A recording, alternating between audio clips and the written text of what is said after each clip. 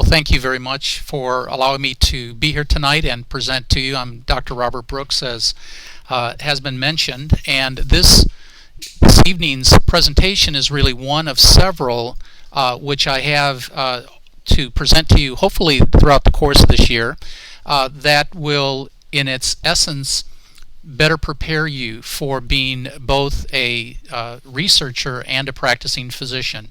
Our goals are obviously primarily to improve patient care through a more thorough understanding of the research literature. Now, to do that requires a number of different knowledge and basic statistical skills, some of which you may have had in medical school or in residency, and I know a few people here in the room have recently taken their board exams and they may have reviewed some of this already, but what I have found over the years, not being a particularly quantitative type person, is that it takes hearing this kind of information numerous times to really sink in. And our ultimate goal, of course, is to give better patient care. But as I think through how we're going to do that as infectious disease doctors, it really means being a critical thinker. And in fact, I would tell you from my 25 plus years of being in the infectious disease environment that as I go around and have practiced in Michigan, California, now in Florida, I think people recognize that one of the particular skills of infectious disease doctors that they bring to the field is their critical thinking skills. We are known as a group for the ability to take complex situations and sort them out. And the same is true not only of clinical work, of course, for the benefit individually of patients, but in understanding the literature, which is both complex and voluminous. The days are past when one could just follow in a journal or two the new changes each month in a particular field.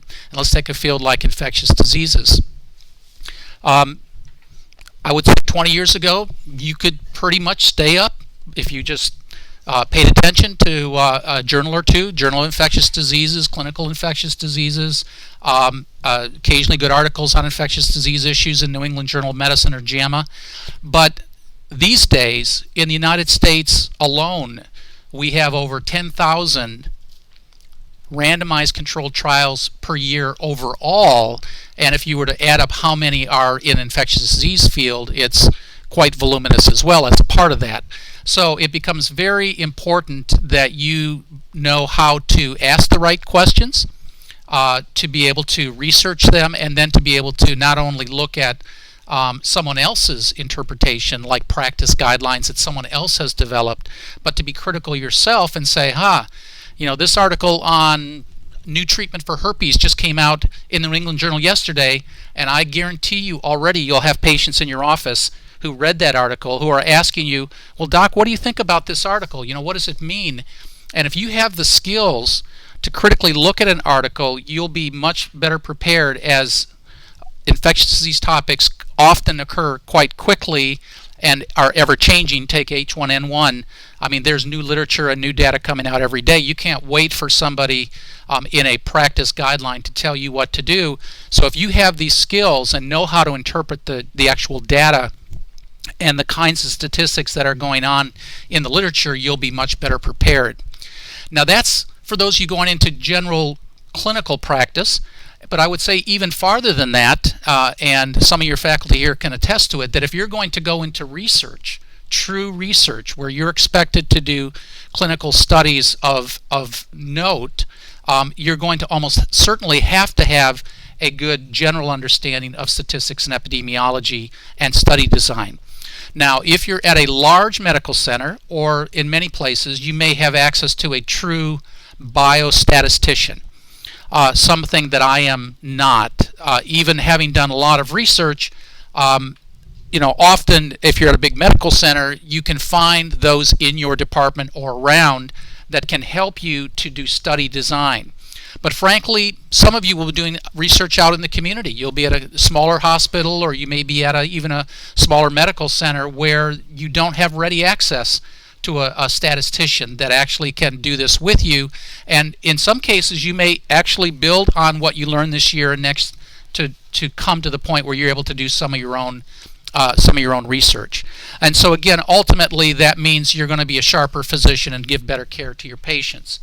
Now, tonight we're starting with some pretty basic, pretty introductory kind of concepts. We hope to get to the goal during the year if we have the time and the slots over the course of the coming months. We will build on today's basic biostatistics and talk more about epidemiology, which I think you'll find even more interesting, and then evidence-based medicine. Very important to review that. Again, I know people come from a variety of medical schools and internal medicine residency programs, etc. So you may or may not have had much understanding of what this whole new field of evidence-based medicine is about and its actual progeny, which is called information mastery, which is even a more complex step. And then study design. How do you know what are the advantages and disadvantages of a retrospective or a prospective cohort study or a case control study? What is a true meta-analysis versus a systematic review? What are the pros and cons of randomized controlled trials that are so frequently cited as studies that are at the top of the evidence-based medicine pyramid? And that all leads as tools to what we really want to get to, which is having you be able to better critique the literature. So Cheryl, I guess, has left, but I'll later show this at the end of the presentation tonight. She handed out this article. I'm not pushing it. I haven't read it. But as I quickly look through here, there are issues in here like confidence intervals. So as we talk about confidence intervals tonight, hopefully you'll leave being able to say, if this is an article I'm reading, this one has confidence intervals of such and such, what does that mean? And so that's the kind of basic tool that we're looking to arm you with. So bear with me if you're a statistician already, because this will be really basic. I'm going to go at a relatively rapid pace because there's about 60 slides and I don't want you to fall asleep on me. But I do have a laser pointer and I'm not afraid to use it if I see anybody dozing after a hard day at work. So if you have questions, by all means just stop me and we'll talk more about that particular issue. But again, some of it is pretty basic, but I want you to make sure that everybody's on the same page before we go next time into deeper concepts that are more complex. So the definition of statistics is pretty evident. It's a branch of applied mathematics that's concerned with the collection and interpretation of quantitative data and the use of probability theory to estimate population parameters. So it is generally concerned with the treatment of quantitative information from groups of individuals. And where the inferential part of it comes in, or the interpretation, is because of the fact we're often dealing with a subset or a subgroup of the total population of people that might have a particular disease or therapy, etc. Now, biostatistics, of course, is just that branch of statistics that particularly pays attention to the biological and health sciences. It's concerned with all aspects of data, planning the study, collecting and organizing the info, analyzing the data, and interpreting the results. And I might add that for those of you that actually might have the inclination, and I hope you do, to actually do some formal study while you're here in training, I would suggest that you take advantage of some of the resources you have around you at this medical center and in this department and faculty that we have that could help you to design your study in a way that you'll know that when it's done that you've set it up in a way that is as convincing, as valid, we'll call it, as possible. Not at the end, not after you've collected all the data and then you say, gee, if I had just shown that to somebody and had done something different, I would have had a better study. Let me give you the most common example. It's very, very frequent that people start a study and don't realize that you need to be very careful about the number of people you study to be able to say anything statistically about the results. And time again, people have spent countless hours, sometimes thousands of hours, sometimes millions of dollars doing studies that don't have what's called statistical power to be able to show a difference between two groups. And that's very unfortunate. It doesn't occur as often now as it did 10 and 20 years ago. but it still does occur, and you don't want that kind of thing to happen to you. So if you plan the study carefully with somebody who knows what they're doing, then you'll have less of a chance of running into those kind of problems. So what can statistics do and not do? First off, it can provide an objective criteria for evaluating a hypothesis, and we're going to talk about hypothesis generation a little bit later today. It can help you synthesize information. It can help you detect patterns in data, which is very important, particularly descriptive statistics, and it can help you critically evaluate certain arguments that, again, we usually put into the form of a research question or a hypothesis. But there are some things that statistics can't do.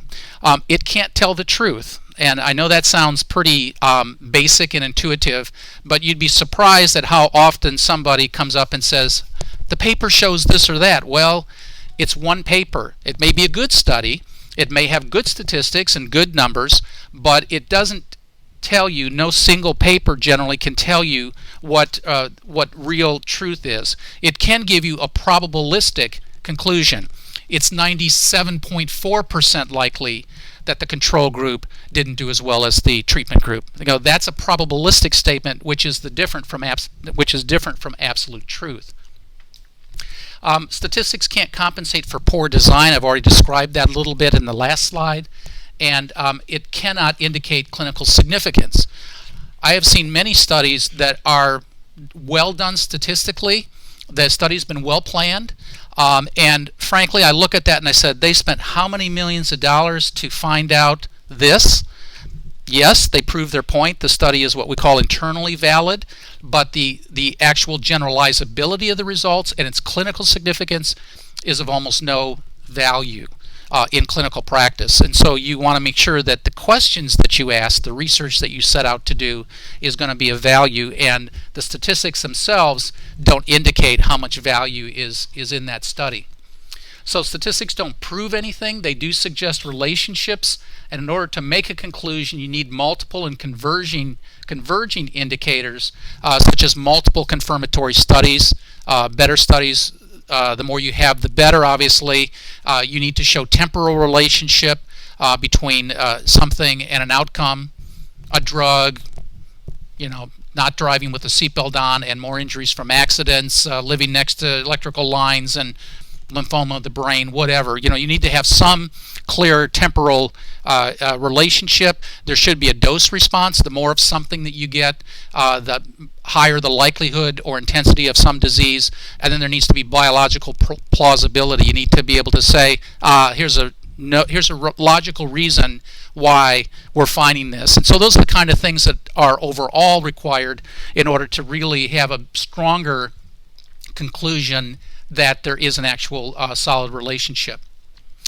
Okay, now we get to the first really important sort of memorization. Unfortunately, I don't know how else to say it. These kinds of terms used in statistics are very confusing to people, but are absolutely critical to everything else we're going to say today, next time, and into the future. And so, unfortunately, it's just one of those things that you have to, for the moment, try and learn, and it'll be reinforced as you look for it in articles. But statisticians basically divide data into two types of variables: qualitative variables and quantitative variables. Now, unfortunately, it's not quite as easy as that, because they also use other terms.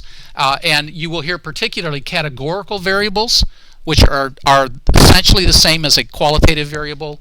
For quantitative, you'll hear numeric or continuous, and occasionally scale. So you just have to recognize, I generally use qualitative and quantitative, or categorical and continuous. It's just sort of my lingo, but again, depending on which type of literature you're reading, the writers may use those terms interchangeably. So qualitative variables. Values of this type of variable reflect a category or group. So it's usually measured on what's called a nominal scale. Nominal just means the word name. A named scale, which makes it a little bit easier to remember. Qualitative variables, for the most part, are used as what's called the independent or grouping variable. So when you're doing a study, and we'll go through an example of this in just a moment, usually these are considered the independent variable. An example of a categorical variable Blood type. Okay, blood type. I think everyone recognizes that. You can have A, B, or O. If you're running data or entering data into a spreadsheet, you just assign them a number. Why is this number 1? No reason. This could be A, blood type A could be number 4, and O could be 1.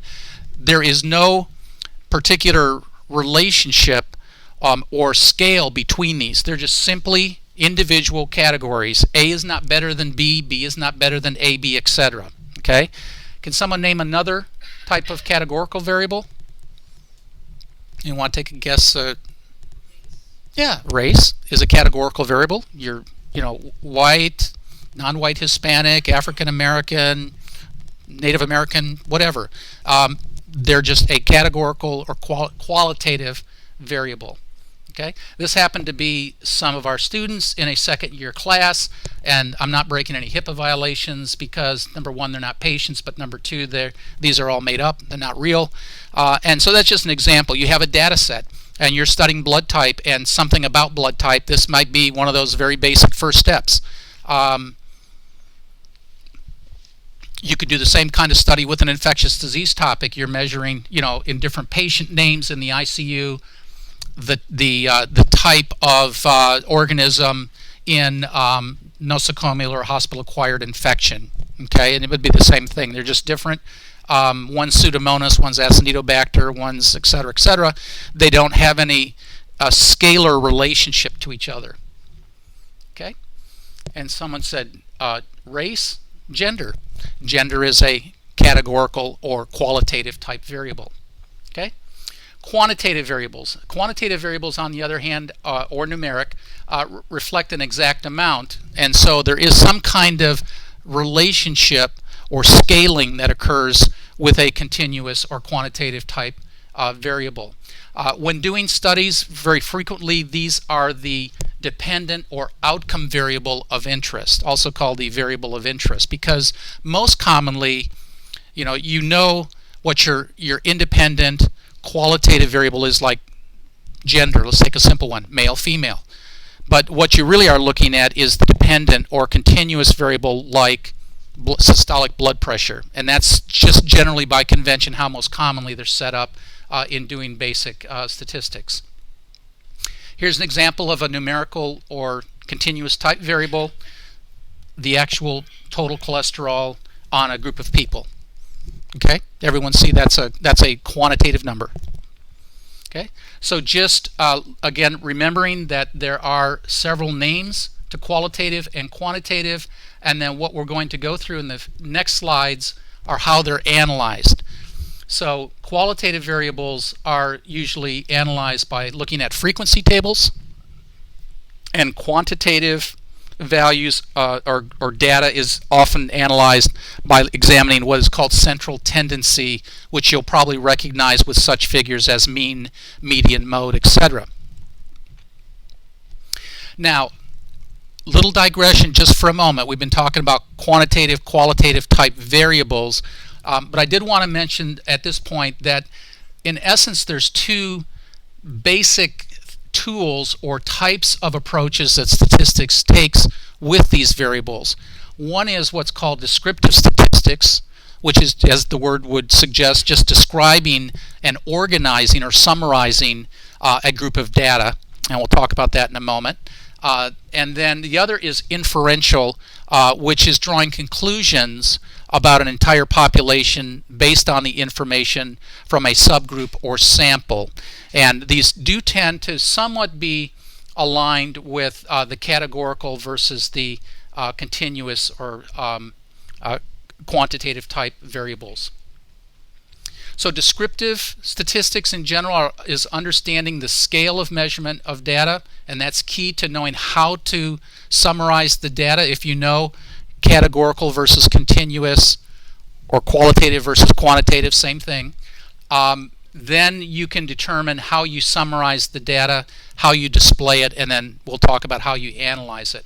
So just a quick example, categorical variable, right? Blood type. Categorical, what's another name for this? Qualitative. These are qualitative or categorical type variables, the blood group. Okay, and this is the kind of printout. This is just a computer printout. Fortunately, most of what I'm going to show you today, you don't have to do longhand like in the old days, because we have easy to get computer programs, software programs that will do this for you. But in essence, there's some group of data. It tends, in this case, it's qualitative. You can see the blood groups over here. Those are listed in their actual frequency and their percent, and this printout just happens to have a cumulative percent that's, in this case, probably not of very much help. But once you know that, then you can do descriptive statistics on that, which is, you're familiar with things such as bar charts and pie charts, etc. You're used to this, and it's not probably new information to you. With numerical variables, however, now you can do more with it. Okay, there's more things you can do to describe and analyze numerical type information. So here we have an example again of individuals with a total cholesterol level, serum cholesterol level. Now you can use that second part that we talked about called inferential statistics to begin to describe this group of data. I mentioned central tendency. Again, this shouldn't be new to any of you. The mean, of course, is the arithmetic mean. Usually, occasionally, scientists use geometric or other means, but arithmetic mean is what we usually are referring to. Median, the measured, you line up all the numbers in your database from smallest to largest, and the middle value is selected. If it's an even set of data, how do you figure that out?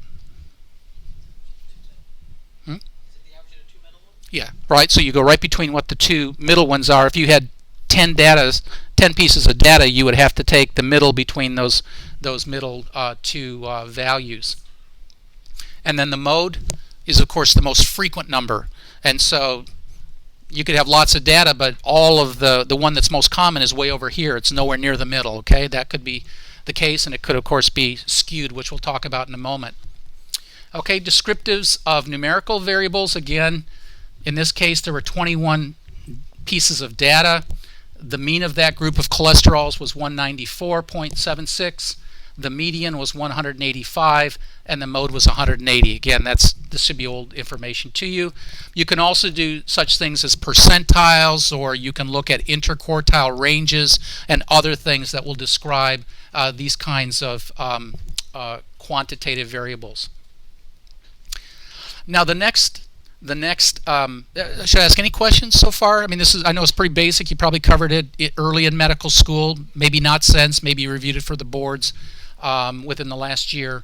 But again, that's pretty basic descriptive and inferential kinds of issues. So this is something that always gets people confused, but again is not real complex in its basic form. That is variance and standard deviations. Anyone ever have any problems figuring out what standard deviations are? We're going to go through a quick set of slides that should be able to help you to understand that. Variance is, in essence, determining that for that set of data, how dispersed or how close to the mean is that overall set of data. That's its variance.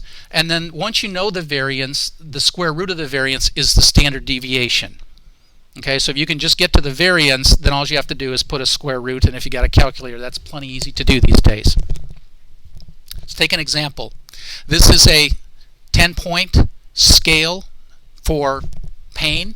You may have seen this in some of your general medicine rotations or background.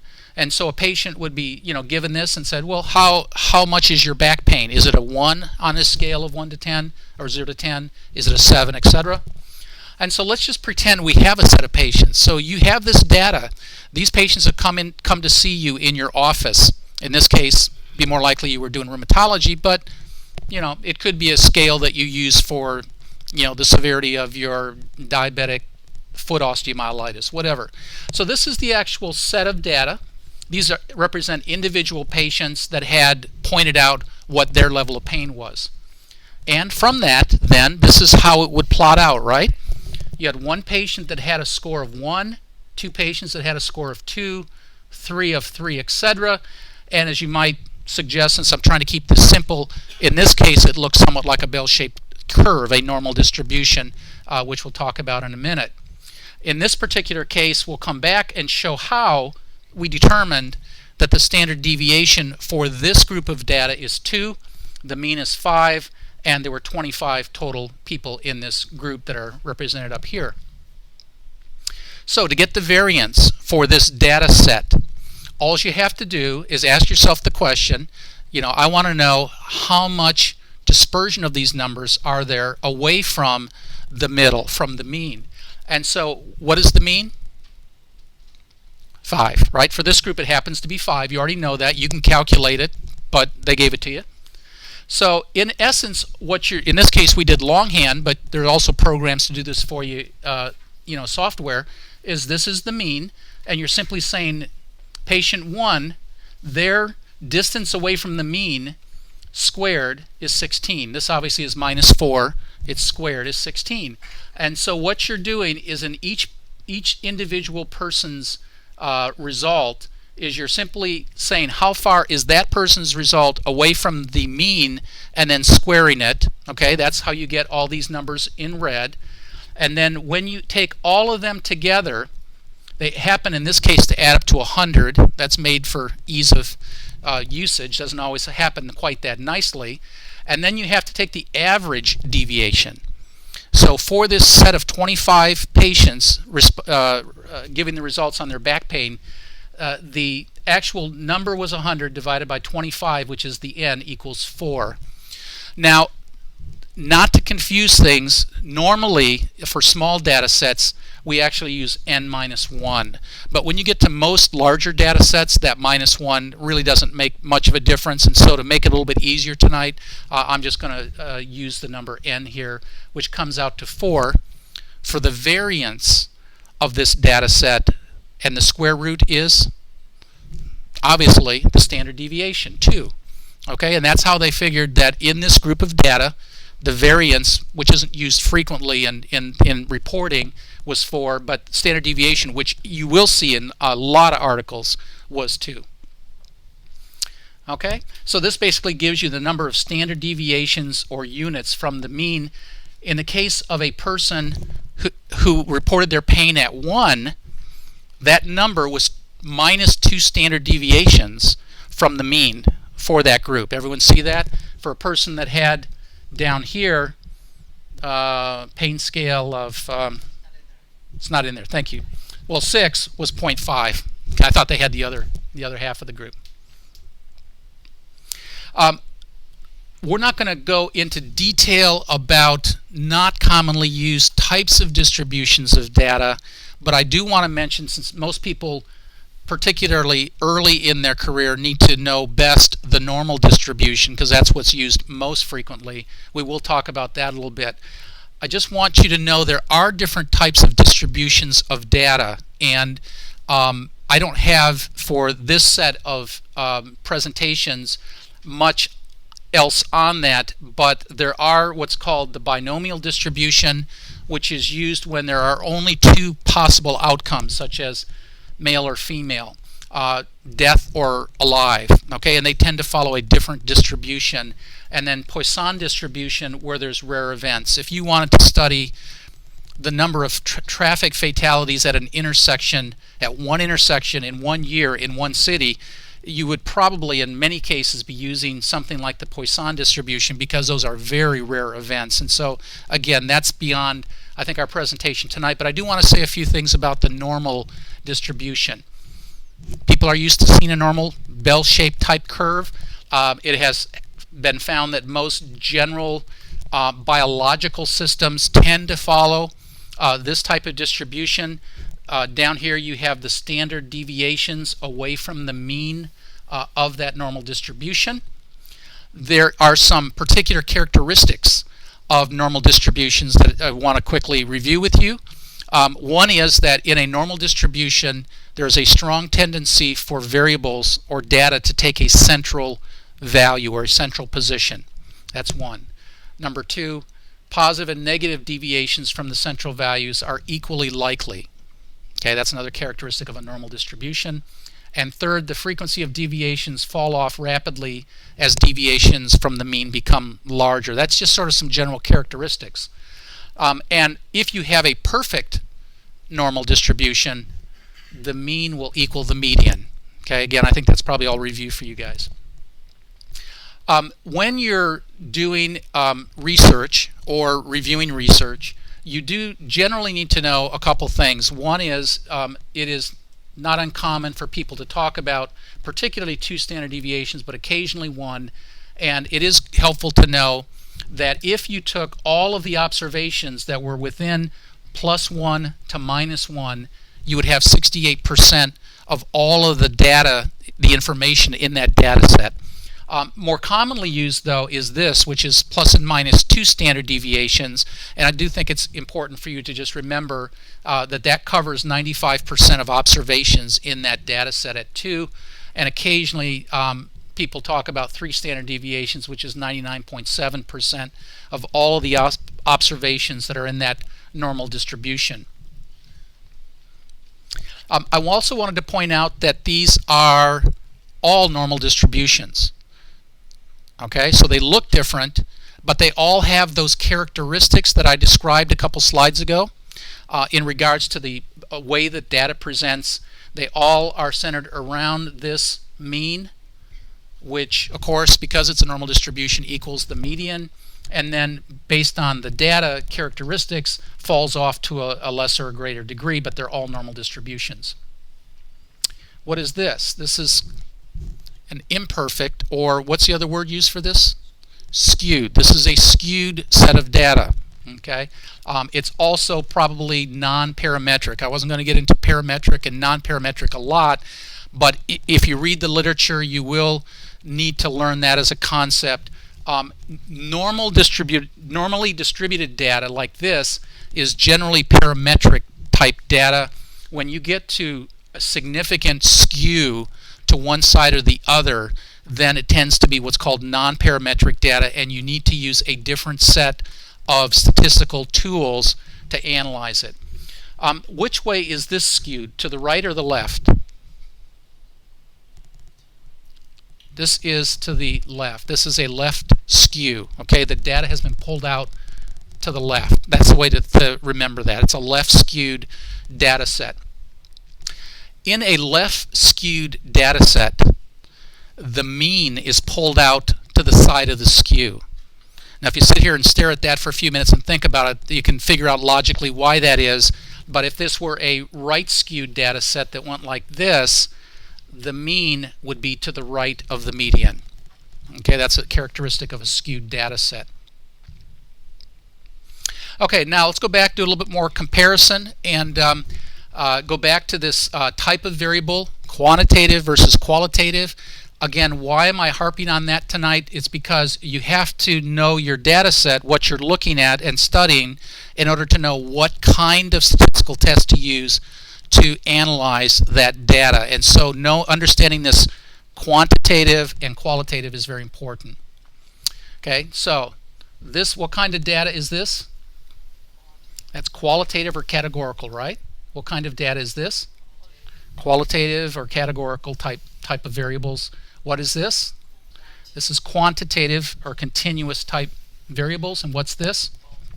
This is, again, qualitative. And in this case, it's just dichotomous or binary type, because what they've done is they've simply taken the quantitative variable number and they've converted it into either it's in the norm or it's high. So it's been artificially placed into a qualitative or categorical type variable in this case.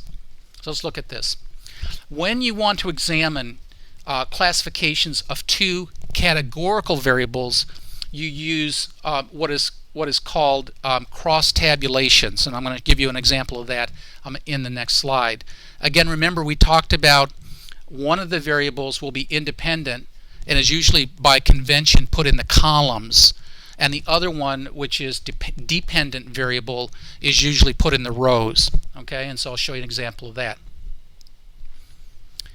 This is the one that is in the columns. Which type of variable is this? Is it independent or dependent?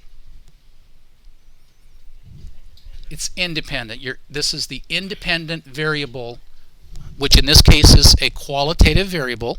Okay. And what about the cholesterol? This is the dependent variable. Is this quantitative or qualitative? This is qualitative. Okay. In this case, this is the group of data that had been over on the right side, where we've taken the total cholesterol and we've grouped it into either normal or high.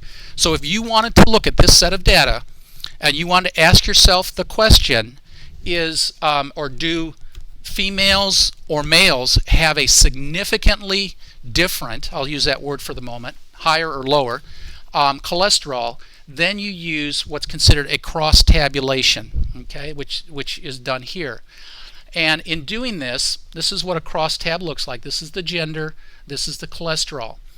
What the statistical tool uses, and this is a chi-square test, is it basically compares the numbers that are actually seen in the database. This is how many were actually in the database. Hopefully it's there, 10, okay, with the number that you would expect in that cell. These are called cells, if there was no difference. Okay, and the computer program does this. So it says to itself, if there was no statistically significant difference between these two sets of qualitative variables, this is how many would be expected, but this is how many were actually there in your data set. So it asks itself the question, is that a different? And again, in this case, it's called a chi-square test, and it allows us to statistically determine whether or not the difference between the categorical or qualitative percentages in each cell are significant. So if a difference does exist, it implies some relationship between gender and cholesterol status, high or normal, right?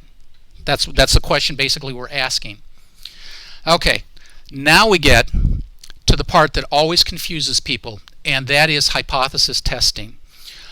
I think that the main reason, at least the reason that I was confused till about the third time I took statistics, is that it's not always intuitive of why we do what we do, but it's become the scientific convention. And that is that we set up what's called the null hypothesis, that is stated in a way always that there's no difference between the two groups. And I could never figure this out, but I want to know if there's a difference. Wouldn't that be my hypothesis? No. The way the null hypothesis is set up, you start out saying there is no difference. If that's one thing you can get in your head, then you've come a long way and know more than most probably practicing physicians. So the null hypothesis for your research question here about is there a relationship between gender and cholesterol status is that there is no difference amongst males and females with respect to total cholesterol status. Now, if you got that, that's the hard part. A little easier but equally important is what's called the alternative hypothesis. So that is the opposite, and if this didn't pan out, then what's the opposite? Then that there is a difference, which ultimately is what you may have thought going in, although as a good scientist you're not supposed to prejudice the experiment to say which is true, but this may have been what you're really looking for, but it just somehow, unfortunately by convention, has become that one sets this up in a way that the null hypothesis has to be looked at first. And again, a software program will run this for you, and I won't go through all of the math because I can't. That's can't. But in essence, in this case with the chi-square test, it came up with a p-value, and you don't need to look at the other stuff for the moment. It's simply the way that the computer came up with what's considered a chi-squared value. But this is the p-value, which we'll be talking about next. The p-value is the probability that the observed relationship, in this case between gender and cholesterol status, occurred by chance alone or by the luck of the draw. Okay, that's what really the p-value is. And in this case, in essence, most of the science you're going to read and do probably will accept a p-value of less than 0.05. Now, without spending a lot of time going through that, there's not always the need to use that as the cutoff. Sometimes, for example, in preliminary or pilot studies, people use a p-value of less than or equal to 0.1, but most of the journal articles you're going to read in the literature are going to have use as a p-value of less than or equal to 0.05. What in essence that's saying is there's a probability that if you say there's a difference, that there really wasn't one.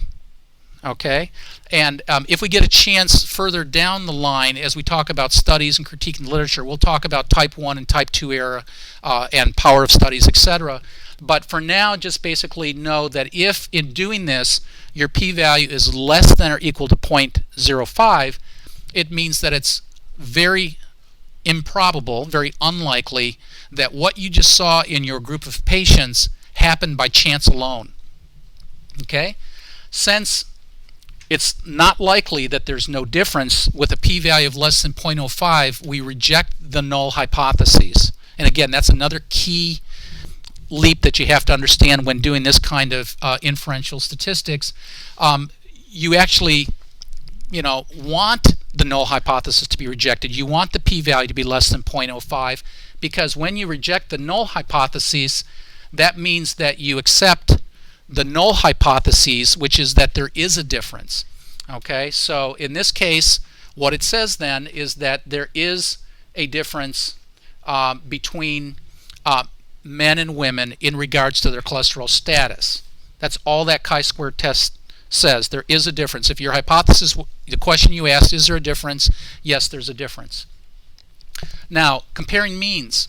Suppose we go back to the original data that I showed you in that chart, and now rather than wanting to know cholesterol status issues, high or normal, we actually want to compare the means of the two groups. So the question would be, is there a statistically significant difference between males and females in their mean serum cholesterol? And that is what kind of variable? The mean serum cholesterol is a continuous, a quantitative type variable. So you have to use a different statistical test to do that. Okay? So now we're looking at this column. Previously we did a chi-square test to look at this column. So to compare two means between two groups, two categories, two qualitative, male, female, okay? To compare their two means, you have to use what's called a t-test. Okay, and again, we're basing this all on the fact that we believe that the population is a normal distribution, normal population. So one categorical or qualitative variable, gender in this case, and one quantitative variable or continuous variable, in this case, total serum cholesterol. Okay? So again, just like with the previous example, you have to set up a null hypothesis and an alternative hypothesis. Okay? So the null hypothesis is that male and females do not differ in terms of their clinical quantitative, if I could add, cholesterol values. The alternative hypothesis, of course, is the opposite. There is a difference. Plug in the numbers. Your database is there. You ask the database to give you a t-test on the means of the serum cholesterol between males and females. 24 males in the group, 18 females. This was their mean serum cholesterol. Standard deviations we talked about before, if you happen to want to put that in your report. We won't talk about standard errors for the moment. We can get into that if you have questions. And then the program, in this case, has what's called a t-statistic, which isn't real important, although if you're doing lots of research, there are books that you can look up to get the p-value from the t-statistic. Most importantly, just look at the p-value, which is right here. They just abbreviated in this software package as significance. And in this case, again, the p-value is less than 0.05. So given that, what does that tell us about our two hypotheses? The p-value is less than 0.05. What do we do with the null hypothesis? We reject it. Okay, it's very unlikely that you would find these results if there were no difference between the two groups. So the opposite then, just go through this here. So the opposite then is that the p-value is less than 0.05. We reject the null hypothesis and accept the alternative hypothesis. There is a statistically significant difference in the mean serum cholesterol levels between males and females in this data set. So you've answered a very important research question. Again, you could do the same thing if you were studying ICU patients with hospital-acquired pneumonia, and you were looking at some parameter. If it were continuous and you were comparing two groups, you could use a t-test like this. Okay? Now, I want to finish up for today with confidence intervals. Okay, everyone okay at this point? So confidence intervals are used frequently, and what they, in essence, tell you is the following. I found two different quotes to hopefully have you imagine this two different ways. One definition describes it as the range of two values within which it is probable that the true value lies for the whole population of patients from whom the study patients were selected. The other definition, these are not exclusive to each other, they're just different ways of stating it. The 95% confidence interval is the range of values in which the investigators can be 95% confident that the true mean of the underlying population falls. Now let me state that in another way. Each time you're studying a group of data, that data is in essence a subset of a larger population. And so, for example, I'll just give you it's a non-infectious disease example, but let's say that you wanted to study the relationship, if any, between residing in a nursing home and dying from hip fracture. It's a good clinical question. Chances are you can't get your hands on all of the data from every nursing home in the state of Florida. So you pick out a random sample, and we'll talk about sampling maybe later when we talk about study design, of nursing homes, and you get their figures. Okay, and so that's, I'm trying to remember how many nursing homes we have in the state of Florida, certainly at least hundreds. And so let's say you get a sample of 50 nursing homes, and that's data you can work with. Okay, so but in essence, that's a subset of the world of nursing homes. And the way I think of the confidence intervals, and this is somewhat simplistic, but if I were to select this subset 100 times, I would nobody could afford to do that, but if I could do this whole study 100 different times, 95 out of those 100 times, my mean that I found would fall within the 95% confidence intervals that are shown. And I'm going to show you why that's important in just a moment. This will also get some thought into the issue of the power of a study or the sample size, and we'll take that up later in the year. But this is why this becomes very important. Let me give you two examples that I think will make this clear, or two trials. The first trial is you randomize 100 patients each to treatment or control groups of a therapy. In the control group, 20 people die. Let's say, just to make it easy, let's say the study lasts a year. So in that year, 20 people in the control group died, and in the people that got the treatment, or the group I should say that got the treatment, 15 died. So you have reduced, through the treatment, you've reduced the risk. This is what's called a relative risk reduction, which I abbreviated RRR, of 25%. Everyone see that? So you decreased your chance of dying by 25% if you got on the treatment group. Is this significant? Well, if you actually run the numbers, it is not. It sounds like a fairly significant amount of difference between the two groups, but because of the relatively small sample size, there's 100 people in each group, when you actually run the 95% confidence intervals, you find that if you did this study time and time again, your difference between the two groups would be anywhere from 59% better for the treatment group to 38% less better, harm to the treatment group. Okay? Yeah, you had a question? No, this is not the number to treat. We'll get into that later in the year, the number needed to treat.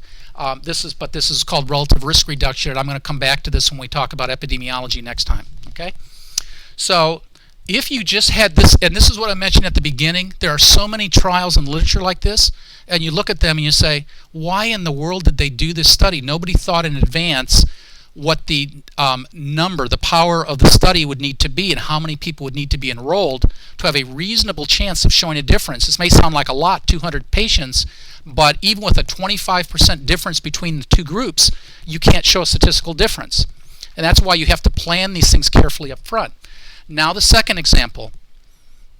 You now decide to do the same study. You've consulted your statistician, and he's run the numbers, which again we'll go in later in the year how you do this. It's actually pretty easy. Software programs that will tell you how many patients you need in the study to get a reasonable chance of showing a statistical difference.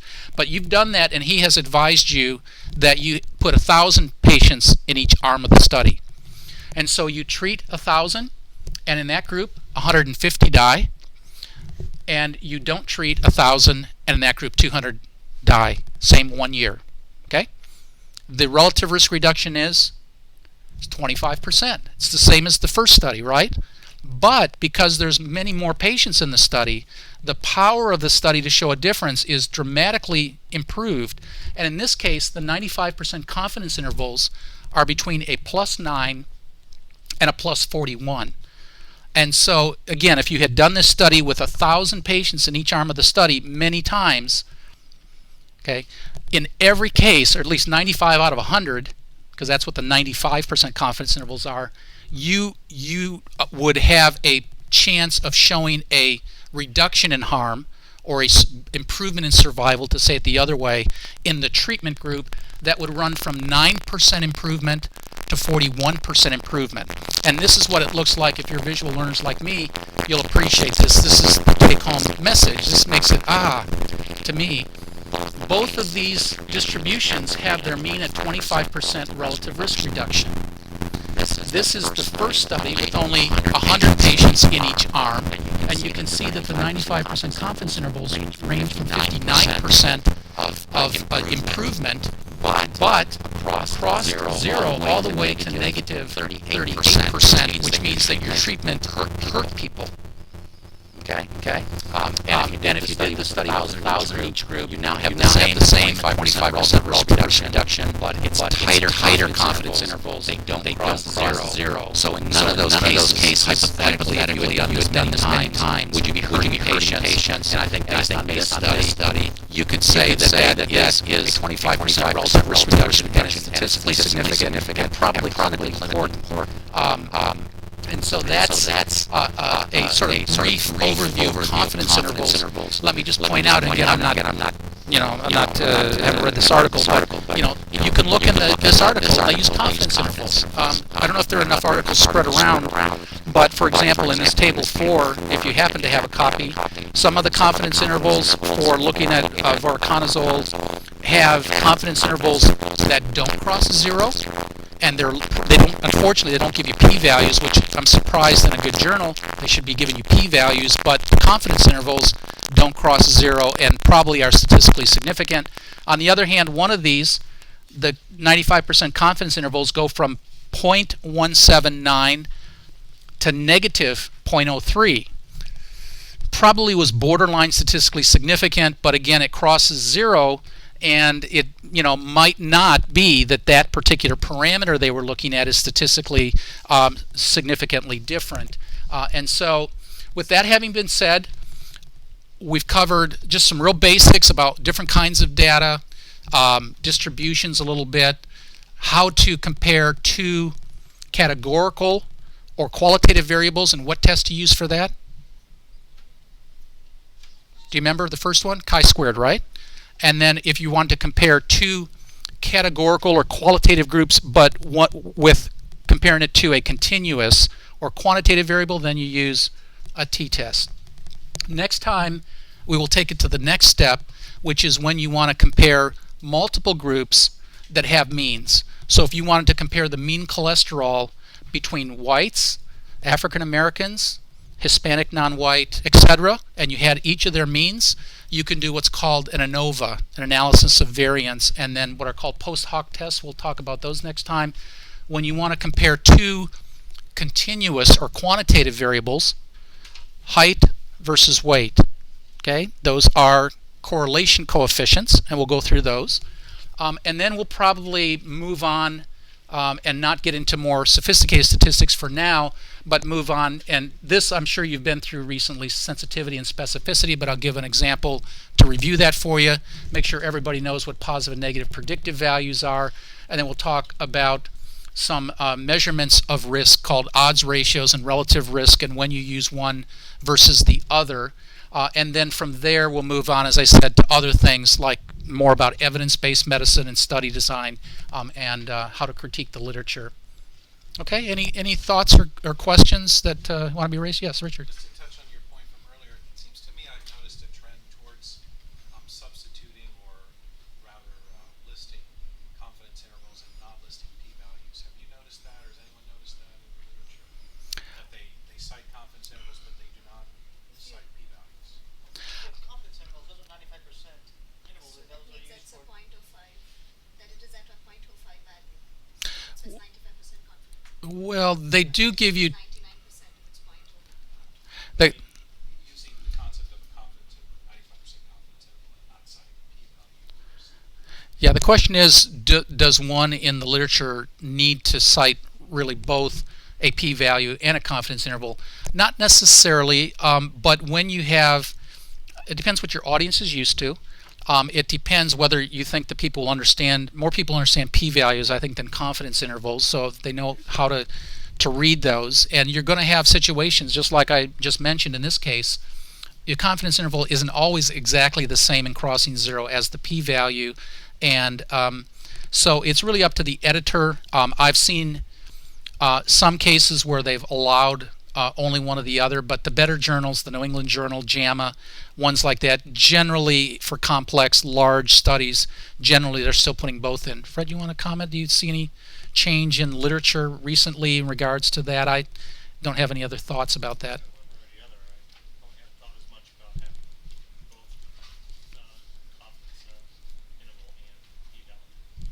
Mhm. I've seen it both ways. Mhm. Good. Any questions? Okay. Next time when we come in, we'll maybe give a few slides of review, and then we'll head from there into these next topics. Thank you for coming.